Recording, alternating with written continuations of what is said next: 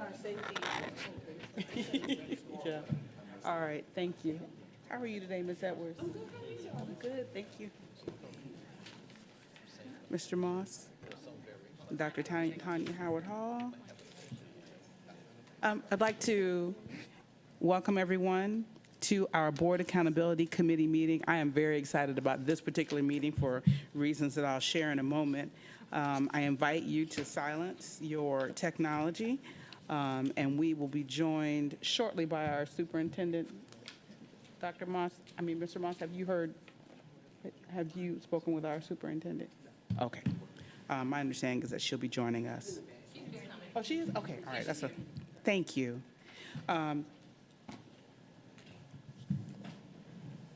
We do have a quorum present. Mr. Johnson sends his regrets that he will not be able to join us.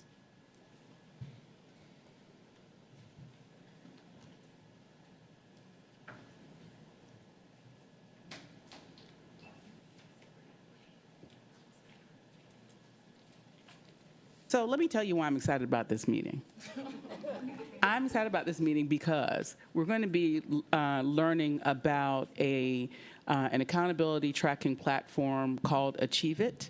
And it's one that we use across NOAA Fisheries through our Human Capital Management Office to track our diversity, equity, and inclusion strategic plan. It's something we've been using for about a year now. It's a really dynamic platform that has tractable goals, and the measurements for those goals go directly to the data owners. So if I'm supposed to know how many college-level interns were supported across NOAA Fisheries for that period, then the email that comes to me, it says, hey, it's time for you to track that goal. How many college-level interns were there?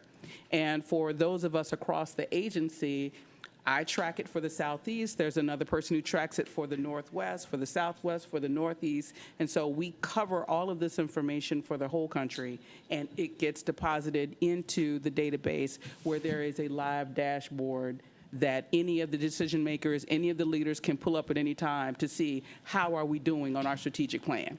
So that's why I'm so excited about it, is that you get real-time information on how you're tracking your strategic plan at any given time. It's very efficient. So I'm excited to see how we're going to be using it in Savannah and Chatham County. Dr. Watts, time for your comments. I'm anxious to jump in and excited about the conversation as well. I was really impressed with how you explained it. This is rather new to all of us. We're building a plane and flying it at the same time, and all of our departments have been such important partners in how this looks. Again, I was like, was she in the room with us when we were doing this? Because you did such a great job of explaining it. But with that said, we'll kick it over to the team. We are going to approve our agenda and our minutes and then start our presentations. Okay, all right. So you have the agenda in front of you. If there are no additions that need to be made, I will entertain a motion to approve the agenda as printed. Okay, Dr. Howard Hall moves, and Ms. Hall seconds. All in favor? Say aye. Okay. Okay, that was unanimous. We've also received our minutes from the August 26th meeting. I'll entertain a motion to approve those minutes. Okay, moved by Ms. Hall and seconded by Dr. Howard Hall. Are there any corrections needed for the minutes? Okay. All in favor of approving the minutes as printed from August 26th signify by saying aye. Okay, that was everyone. That was unanimous. Awesome. Okay. Ms. Taylor.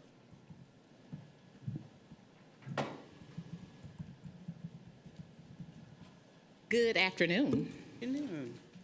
I am pleased to share with you this afternoon our approach to monitoring our district strategic plan. Dr.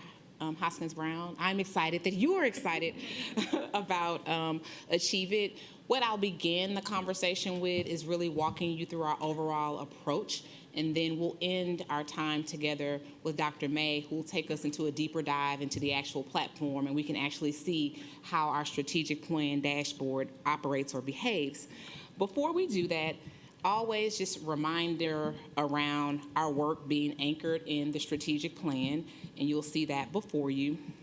As it relates to our goals for our conversation today, the purpose of the presentation today is to look at how we are systematically monitoring our strategic plan.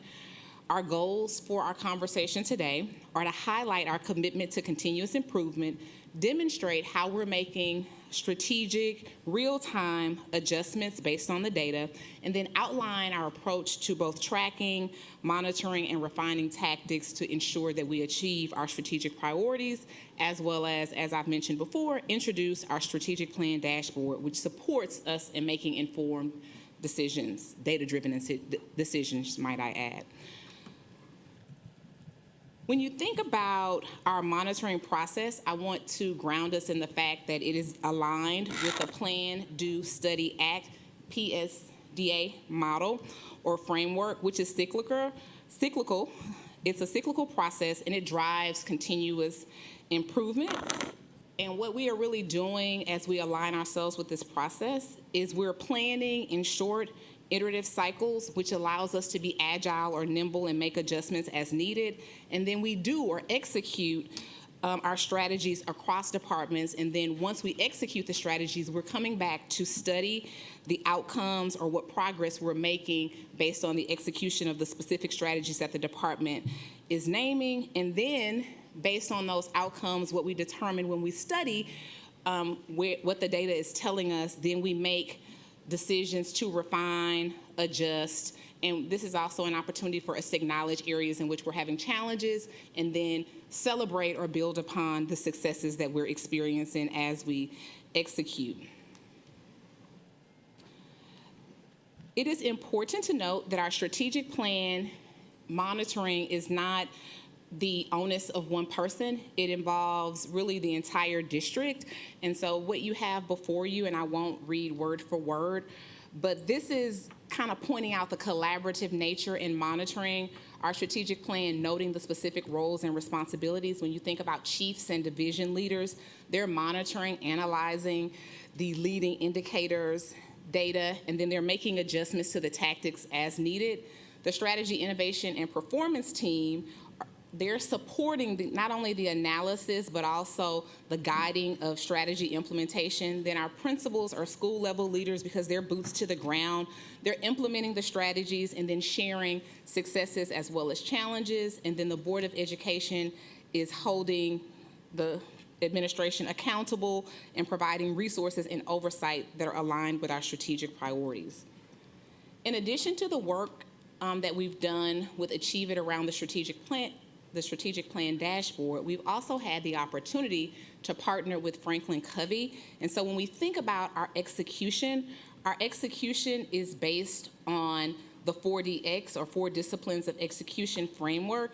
And basically, you'll see the framework before you, but what we're going to highlight today is discipline 4, which is creating a cadence of accountability.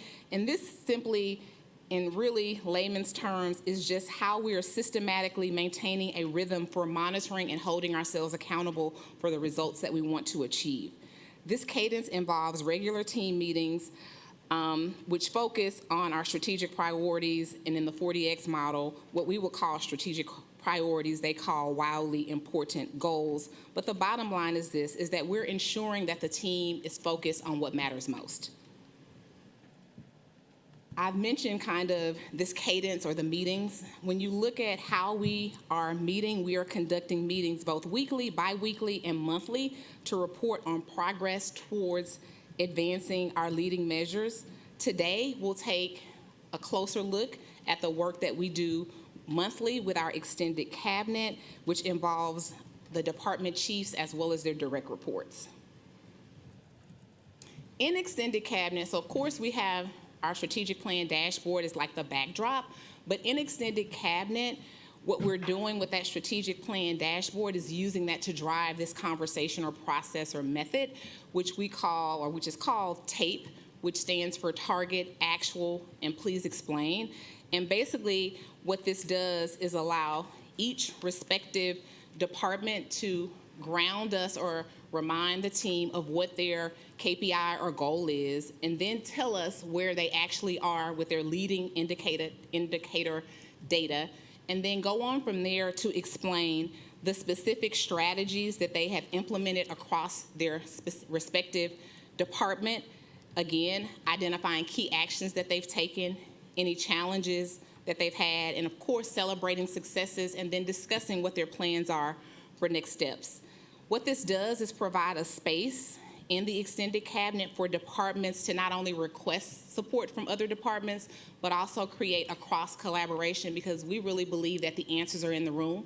So one department could be presenting, but another department could help generate an idea or solution to help advance that particular department's work. And so it's a way to remove barriers in a way that's cross-collaborative and everyone's in the same room having the conversation. A little bit about our dashboard. This is not, Dr. May will take you to some screenshots of the actual dashboard, but this is kind of a visualization of how it's organized. Within the dashboard, you have a district scoreboard. So we have a scoreboard that looks at all of the performance across the strategic plan, and then each division or department has their own specific that's unique or germane to them, their particular scoreboard. And what we do from this is run reports as well as look at data to see where we're on track, where we've met our goals and milestones, and then places where we might want to adjust.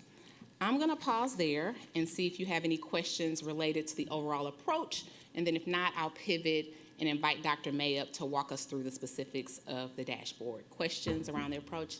Yes. Yeah, Oh, I'm sorry. You see the question on my face? Yes. I saw a couple. So I really have a lot of enthusiasm for this, and I'm thinking through the lens of how I have worked in the network of using Achieve It. And when you brought this to my attention that this was a recommendation coming from your team, I said, "Oh, this is great." But what do we do, or what's going to happen? I think I just said that in our system, sometimes the person that the notification is going to turn in the data doesn't have the data. And, and in our case, sometimes it's hiring data, and I'm not the hiring manager. But for this, We've experienced that already, so keep going. Okay, so In every meeting. look, I went through a lot of trainings with Achieve It, and they've been trying to whip us into shape. In our case, there are some hiring actions that are part of the strategic plan, but I don't own those actions, and so I don't know those data. For us, for academic data, I think the advantage for the district using it is that we own all of the data that we need. We just have to make sure that the notifications are going to the right person to be able to provide it. So my question is about the system. How will we know when the data holders don't have the information to respond? Like, is that, you said you have the SIP, and then you have the SIP, and then you have the division leaders. Who's kind of monitoring how many times somebody answers, "I don't know"? Yeah, I didn't want to say that. I didn't want to say that. It's not an answer. Yeah. It's you ignore the email. If you don't have the answer, then you just. And we can ask our chief of schools and our chief academic officer if "I don't know" is an appropriate response, because they were our first group to launch, and it took a lot of pre-work. And the SIP team, I'm glad you've noted that they are really the monitors, if you will, and they're there to bridge gaps and remove barriers. And so the other thing that I'd also like to point out is the fact that we're doing it in extended cabinet kind of brings everyone to the table. So though I may not own the data, I'm in the room with another person who does own the data. And so what we've spent, as you know, having direct experience with the platform, is we've spent the last couple of weeks, and we are very, very close to making sure that all of our assignments are correct and that we've linked everything the right way. And in the spirit of transparency, there were some places where we had to pivot, because what we've seen within our system is there's some folks who share data. In particular, when I think about the work of instructional excellence as well as the work that the school's office does. So we've had a lot of working sessions, opportunities for us to workshop, where chiefs could sit down with their team and get really clear about that. Does that answer your No, question? it does. Thank you. And you're right. I don't know is not an answer that you're able to give, because when the tracker comes to you, you say this goal is on track, it's sort of on track, it's behind, it's not started. Those are the choices that you get. And if you don't have the information, you're either gonna underrepresent what's known by saying we're not on track, when maybe it is on track, you just don't know the information, or you're gonna do what sometimes I do, what I do, is hide and don't answer the email until somebody gets on you, which is also not what you want. No. So, The face-to-face accountability. So we meet twice a month as an extended cabinet. So you're talking every cabinet member and his or her immediate direct reports, and maybe even a couple of levels. So if something like that is an issue, it could be addressed then. early on, okay. In addition, and I went back a slide, in addition to us all being in the room, we also have what are called chief progress and strategy check-ins. So I'm meeting with the chiefs individually sometimes in groups, depending on what the data is, and we're having that conversation. And again, we were kind of snickering because that did happen. The chief shared with me, they said, we're not ready. He's thumbs up. We don't have the data. So then what I had to do is get with them, and we had to figure out how could we get you ready? What was the barrier? What could we automate, and that type of thing? And if there are barriers, we work really hard to remove them, because we recognize that achieving the outcomes that we've established for ourselves are very important for the families and students in which we serve. So we work really hard to eliminate any I don't knows. And sometimes that does take a little bit of scrambling, but we make it happen. Great, thank you. You're welcome, Ms. Hall.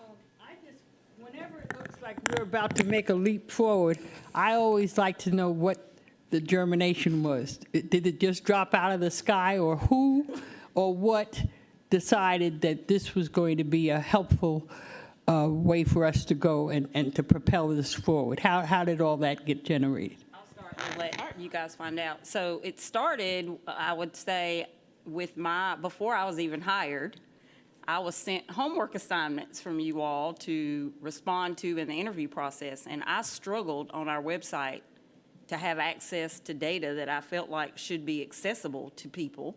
I I remember certainly you wanted making it to that be comment. accessible to myself, right? Because I was learning about the district, so I wanted to know.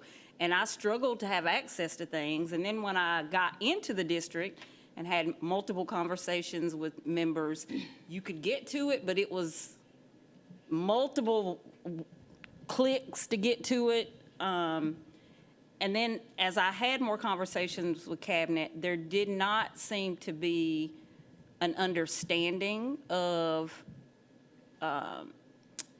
everyone's joint accountability into making the things happen that were articulate. So it was there, but then the barrier was, well, I was in a room when this was when we came up with this, but I don't know that I connect with this on my day-to-day work. Okay. I know that it's out there, it lives out there somewhere, but when I'm with my team day-to-day, these are not things that we are talking about, we feel connected to, these are not things that we're evaluated on. It's just out there. And so that kind of, for me, was the starting place. So, Dr. Watts, is this hospitable, this extended cabinet gathering, hospitable enough so that everyone isn't feeling they have to be the smartest person in the room, and there's room to grow, there's room to, I don't know, but Yeah. by the time we leave here, I'll know, and there's a receptivity to admitting you don't know. You know, in other words, Sure, do you have to absolutely. come acting like you're the smartest person? Oh, absolutely Or can you not. come in there and want to really do well, but need some growth? I will share with you that first, I invite you to ask any cabinet or extended cabinet, and I'm willing to leave the room, or you can do it on your own time, because it's important what I say, but the most important thing is how they perceive the time. But I feel like the time is workshopped, discussion-oriented. We're all in this together. It's messy. Sometimes it's loud if you come into the room. Like, it's truly work time, Now, it's hard because it's a lot of meetings. I mean, we meet and then we have East Bloss meetings and we have all, so the cadence can sometimes be a lot. But I feel like the culture, I mean, you can ask Michelle Finch, I don't miss extended cabinet. It is one of the cabinet and extended cabinet and board meetings are 3 meetings I don't miss. Because of the discussion and the feedback and because of how it moves our district forward, those meetings are important, and I feel like the team feels the same way. But again, I invite you to ask when I'm not present, if there's a different perspective in the room. Dion, I'm asking this because if everyone feels invited, then there's not going to be any sabotage. You see what I'm saying? I definitely don't If feel everybody's invited to be ignorant and then smart later, as opposed to coming in real smart, you're not going to have that. It's a lot of like problem solving. So in our last cabinet meeting about a week ago, we were talking about Amira and how Amira is very dependent upon students actually getting on the device and participating a couple of times a week, a few times a week.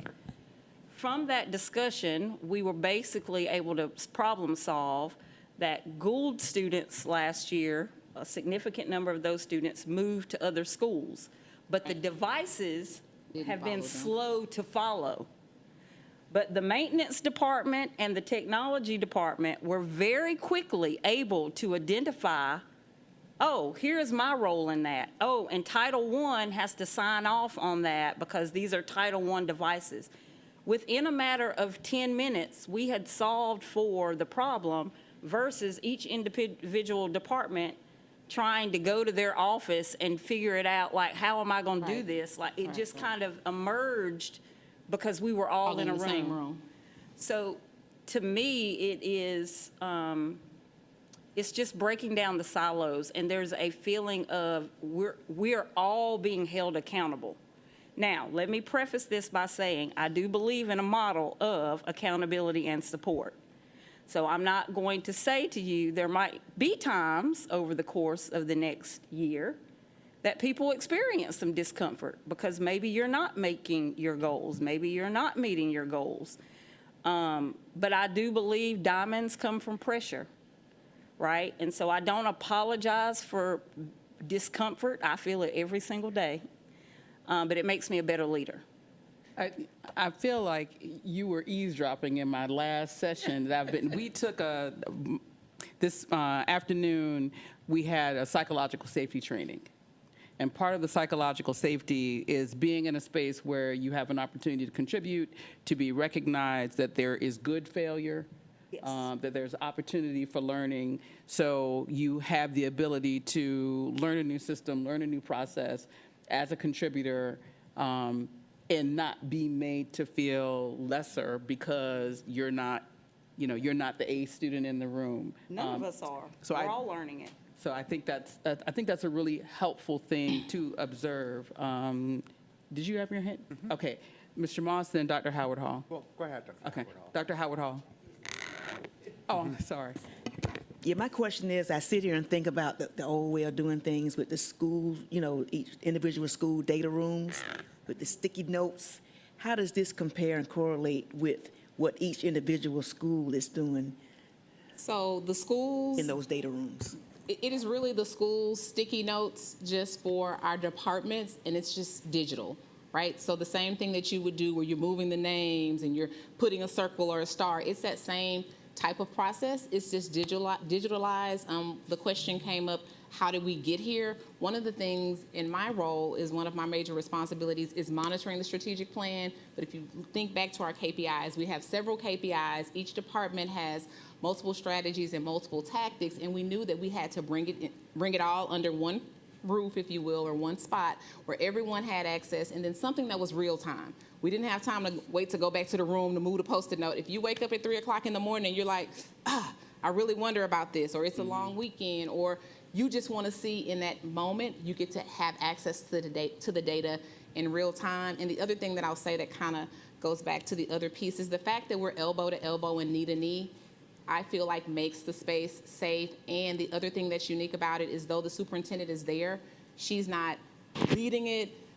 Many times I do a lead, but learner. I'm not the only person that's leading it. The actual departments are coming up, and not only the chiefs, but their directors or executive directors are coming and leading us through the work, and everyone has an opportunity to have a voice. There is no question that can't be asked, and it's more of a thought partnership because we do get very busy, or we can get very busy in the whirlwind, but it's an opportunity to kind of step away from the everyday and then really dig deep and think about our strategies and what adjustments we need to make. The school data rooms are still important, the sticky notes are still important, and monthly parts of this also cascade to the leadership meeting that we have with principals.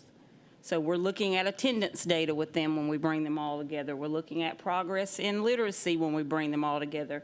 So think of it as it starts here, but it is still going down to the school level. So the sticky notes in the data rooms still happen.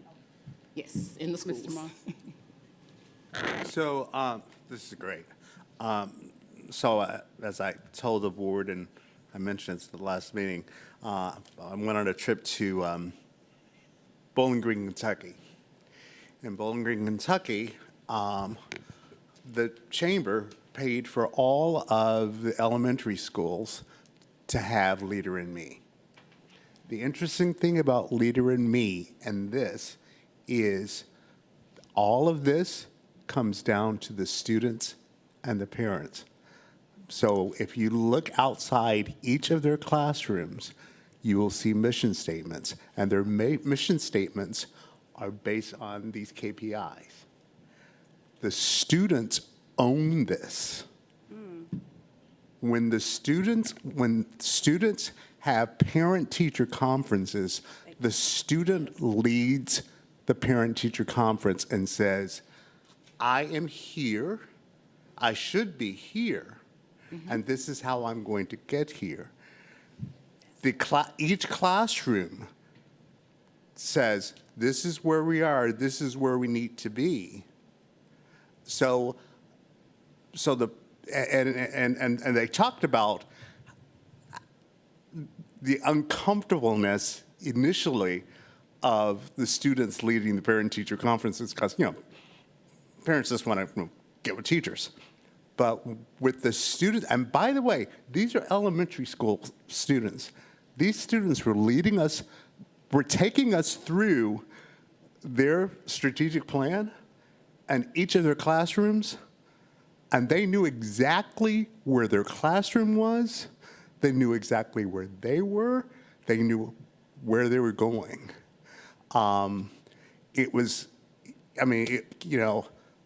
This is important, but until it gets down to the parents and the students, we can talk about this till the cows come home, but until it's owned by and the empowerment of those students owning it, the empowerment of those students saying, okay, by the end of this semester, we are going to be here. And each week, okay, so we're here.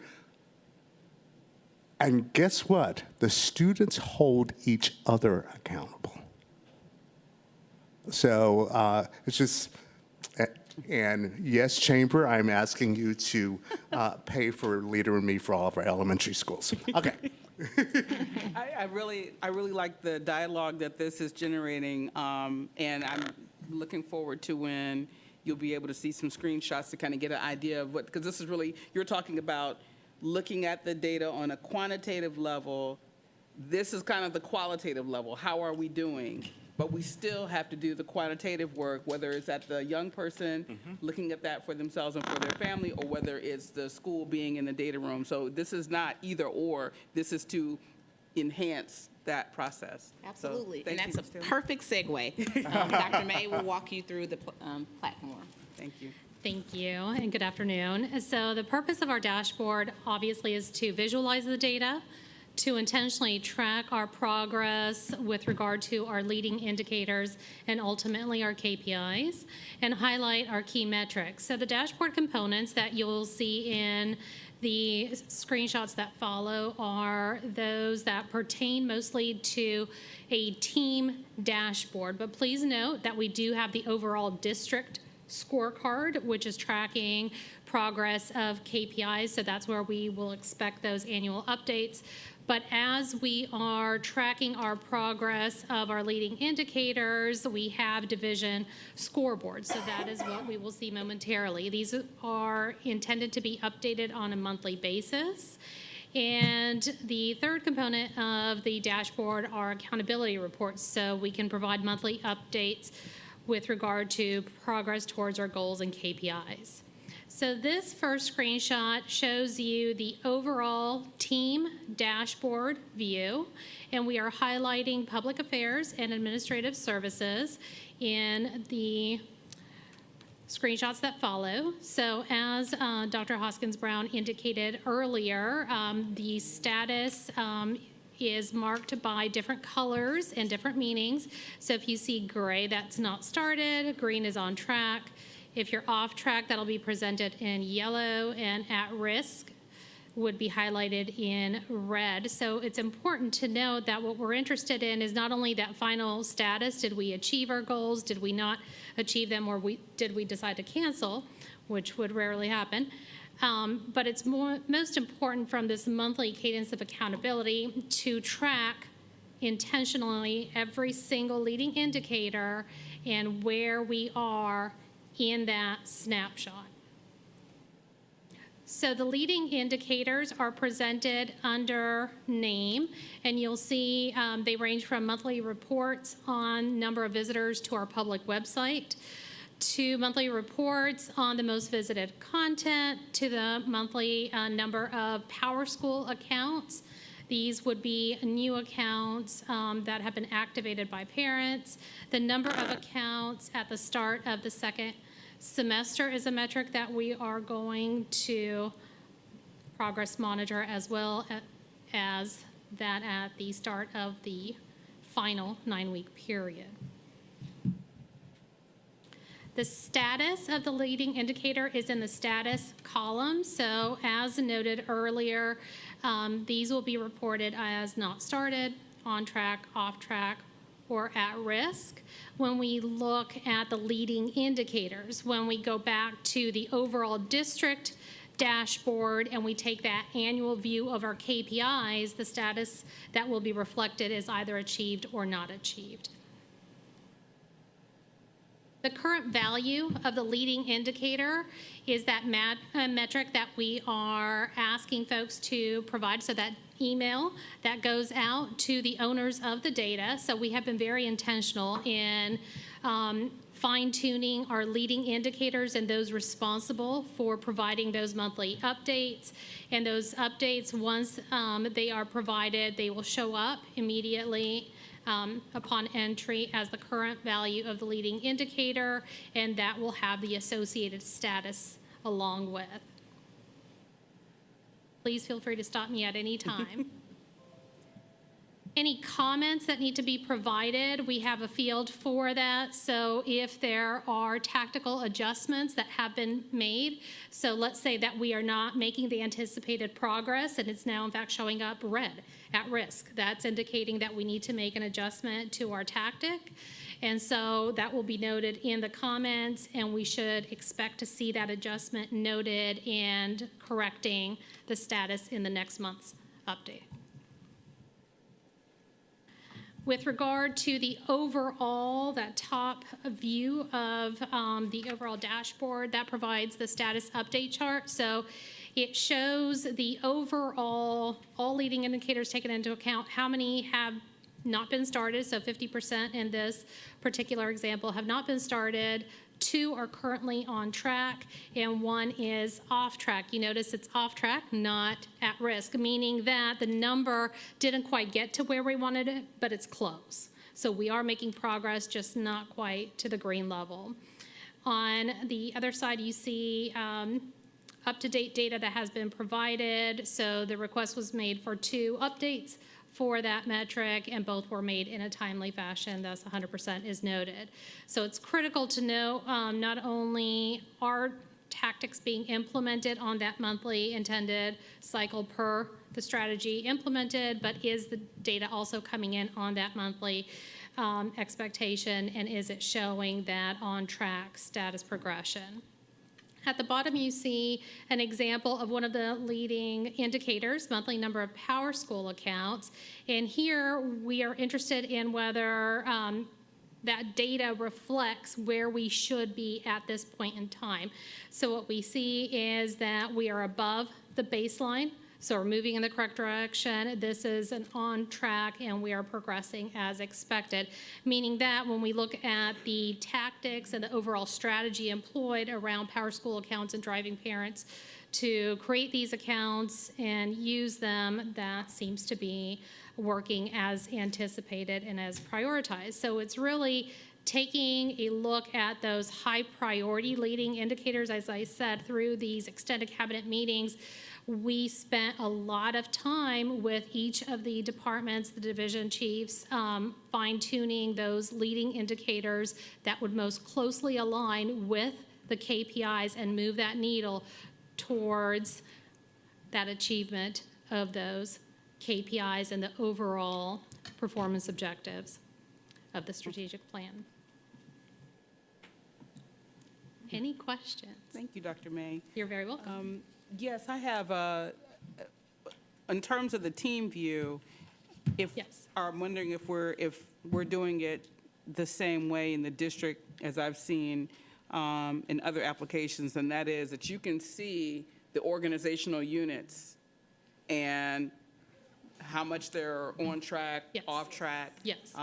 Yes. So you'll be able to see Yes. the KPIs that fall under operations that are like transportation Yes. versus fiscal affairs Exactly. in real time. Yes, ma'am. And that's, community members can go to the dashboard and see that information? Or is it's not on the public side? It is not on the public site at this time. Okay. So with the, So yes, everyone across the organization can see all of the KPIs. Even if it's not their department, we have the capability to make it public-facing, but to date, it's not public-facing. But the tree view is available for everyone to see where each department is as it relates to progress toward the KPIs. Okay, well, Pulled Into those the public widgets with the colors and the graphics, they can be pulled if someone in the community had a question about a KPI, not a KPI.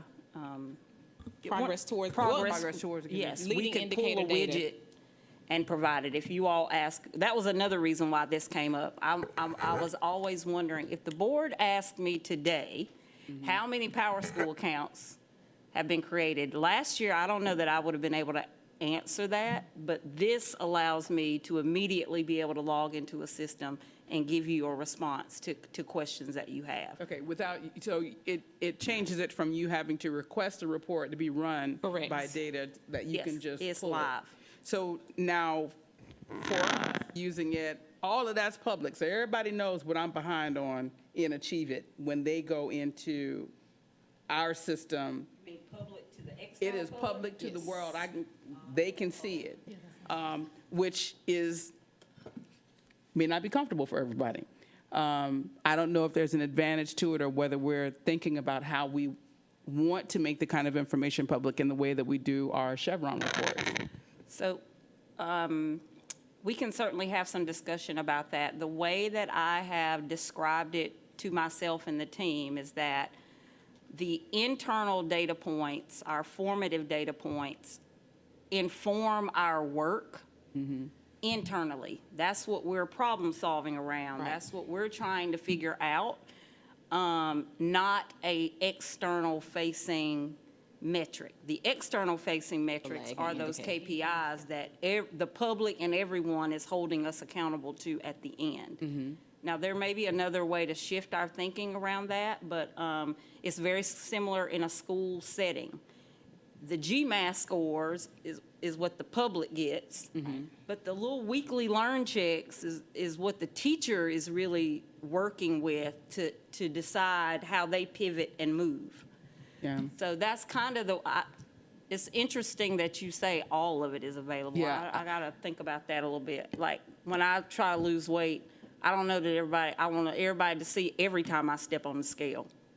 Maybe and twice a month I'll let you see, but I don't disagree at all, and I'm sorry, I see you have a comment to make. I don't disagree at all. I think that coming up with the narrative around when the data is made available is the challenge of your team, because each KPI is a measurement that's in a public document. That's our strategic plan. So if it's in a public document, then there's going to be the expectation of transparency at some point. Now, in the old caveman days, we would publish a strategic report at the end of each year, and it would be paper, and you would distribute it, and that's how people would know how how we did that year. That's the annual report card. The same thing with the Chevron reports. It was to have a one-page report on all the choice programs, all the schools, at least on an annual basis, that parents could look at. If you have all the data available in real time, somebody's going to come to the board meeting and want to know, how come I can't see this? And I don't have the answer for them, but I know y'all can come up with the answer Yes, for so, them. yes, we have the capability.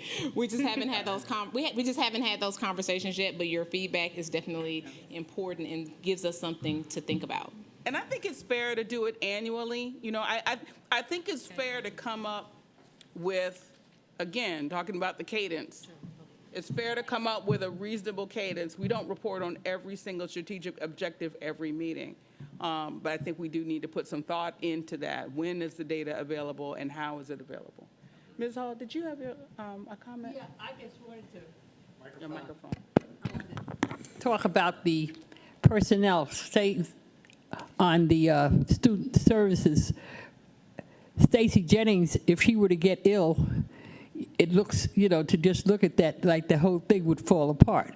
But that's why you're saying you have not only the cabinet member, but that report two, and maybe that report two underneath that. So no matter what external forces happen, the work can continue because it's a team effort, and A and B and C all know how to coordinate that.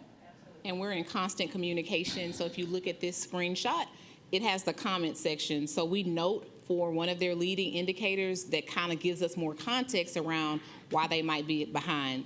Stacy Jennings was out.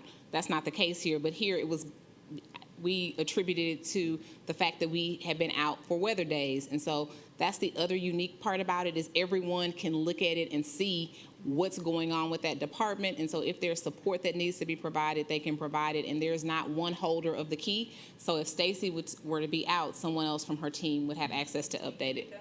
But Tamika Tribble's on there. yeah, so it's going to always be assigned pretty much, though, to the cabinet member. That's the, Extended cabinet member. So the cabinet member will have kind of like administrator access. okay. So they can maneuver. That's true, because Stacy isn't the cabinet member. Yeah, right. Okay, all right. So, yep. And then like Dr. Watts pointed out, you'll see Tamika Tribble that's noted there. So Yeah. she has a piece that she owns, and she works on that team as well. Okay.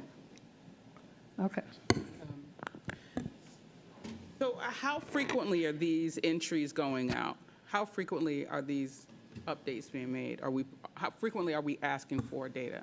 So traditionally, or I shouldn't say traditionally, normally it's about monthly or bi-monthly, but it depends on the data that's actually being measured, because all of the data isn't available or updated on a monthly or weekly basis. So if you go and you look, you'll see, I don't know if we have a screenshot of it, but it tells you how frequently they're expected to report, whether it's not here, but Yeah, I see, monthly reports, so. Right. I suspect that y'all are going to change that. We started with very aggressive reports, and the system broke because people didn't always have the information, or the information that you were the holder of wasn't monthly information. exactly, we don't, yes. So I think we ended up moving to like quarterly, or some of them are semi-annual. So when we took on this enterprise as an agency, Achievement spent a lot of time training us, virtually, and making sure that what was being requested was what was needed. Yes. And then when we launched it, they had a whole bunch of incomplete, off-track measurements because the information wasn't available. And so they pulled it back and then I think switched it to, I want to say, I think it's quarterly now. Yes. And so it looked like we weren't doing any of the things in our strategic plan because everything was off track, but it was really because the data wasn't coming fast enough. The data weren't coming fast enough to be able to answer. So I would be very impressed if you could do monthly, but. We already backed off a weekly. Okay. So Oh, my we're down, goodness. Yeah, no, we're you- down to monthly, and that was what Dr. May was referencing. We spent a lot of time with the chiefs and their teams, helping them or supporting them in thinking through what makes sense for that particular leading indicator data. And then that's what really helped us land on how frequently they'll be providing feedback. But the other place or thing to think about, especially thinking about, is this work safe, is if we need to adjust or pivot, I often use the word nimble or agile, we're positioned to be able to do that. So if a chief says, you know what, we have it monthly, but we aren't getting the reports in, I joked about it, but I had chiefs to say, we're not ready, not because they hadn't done a good job or their teams hadn't been working, because we did not have the data for that particular leading indicator. And the answer was, okay, well, let's look at when you will have the data. And that just better helps us make informed decisions based on what we know about when we actually have access to the specific data that we're looking at. I understand. We started off weekly. I was like, whoo. Because Yes. there's other things happening in the district too, right? Right, and you're spending a lot of time measuring. You can't even Right. zhuzh or fix or polish because you're so That's busy very measuring and counting. So I look forward to seeing what you decide is a right fit. Remember, some of these things we were only measuring once a year. And you've jumped to 52 times a year, and now 12 times a year. So I think that I think there is a happy medium. I look forward to seeing what you guys decide it is. That's good feedback. Listening to each other. Microphone. Listening to each other is real important too, because I don't want to be afraid to tell you guys, I don't have, we said you couldn't say I don't know, but You can say you don't can have it. say I don't have it. And there doesn't need to be any hesitation to say that and to listen to each other as obstacles come up. Because it sounds, I'm getting excited, but I know how us humans are. So, anything that can help the whole team feel like they're all in this and they're important and valued and all of that should help us make it work. Absolutely. Dr. Howard Hall. And a great acronym when you started out, just keep taping. Just continue to taping it. Right. Please explain, and then that determines how often and how frequently you have to, submit the data. So I like that. I have a thing about acronyms. I know. That was really cute about the taping. So I think that's important to do. Absolutely. Any other questions, comments? Okay. Good evening, everybody. Hi. Mr. Moss, what you said was important to me because I always think that way. When you said that you went out of town, you went somewhere else, modeled, see what they were doing, and you brought the idea back here. Stuff like that to me is very important. And I wish it could happen on all levels of government, whether it's recreation, whatever. It's important because a lot of places does things differently. And then you could take the meat and throw away the bone on stuff. And so I think that's very important. And also, too, Dr. Watts, you caught my attention when you mentioned that you went on the website trying to find out information to help yourself. And so the struggle that you went through, you was able to then come and say, look, if I've been through this, I don't want nobody else to go through this. I want to make it easier for them. So with all of our experiences and the different things that we experiences and everybody working together, it's almost impossible to fail because just like you said, we holding each other accountable. And if you do bad, then guess what? I'm doing bad too.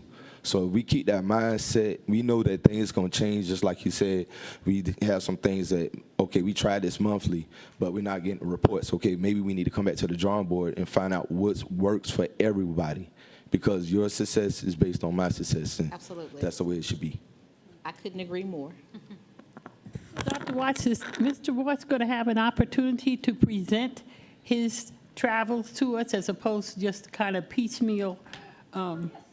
Absolutely, and I was able to go on the same trip last year through CETA, and I did provide you all a written kind of, here's my summary of what happened, but I would certainly share Mr. Moss's presentation of what he learned, and I'll resurrect mine and see what he learned versus what I learned. Written report, I'd like you to. Yeah, to talk about it.